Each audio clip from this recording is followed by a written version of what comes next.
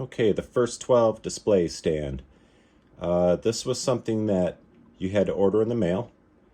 Kenner was not going to get the toys out to the stores in time for Christmas of 1977, so instead they put little gift certificates in the stores that you could purchase and mail in, and when the figures were ready, they sent you this stand along with 4 figures. So I'm going to open up the doors here, get a little bit closer look. You can see the Luke Skywalker is a double telescoping saber.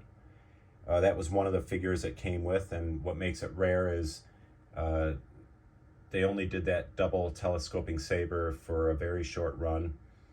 Most of them came with the 4-pack that you ordered in the mail. There were a few that made it to cards into the stores, which go for a whole lot of money.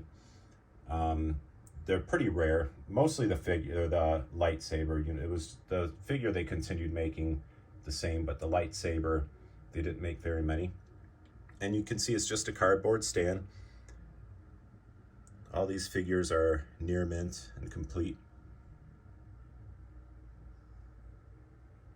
And where you see the perforation down there, there would have been, I know there was an advertisement to join the official fan club, and I think a couple of more advertisements so this would have actually extended a little bit farther. You will find those for sale online. You'll just pay a little bit more for those. And it's just cardboard with some artist rendering of the characters in the back. In front of that, so that's the first 12 figures. In front of there is the last 17. There they are. And I kind of put those in the front because just to represent the beginning of the Star Wars toys and then the end. And the last 17 figures, they didn't make a whole lot of those, so the only one that doesn't sell for a premium really is Anakin. You can still get him for, I don't know, $20, $30 at the most. But the rest of them, they didn't make a lot of. Yak Face here in the middle.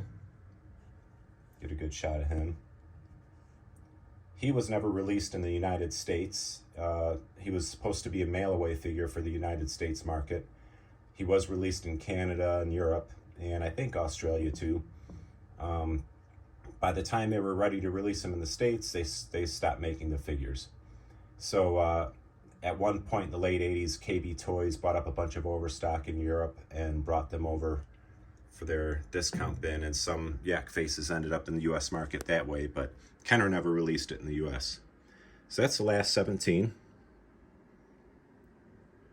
Right in front of the first 12.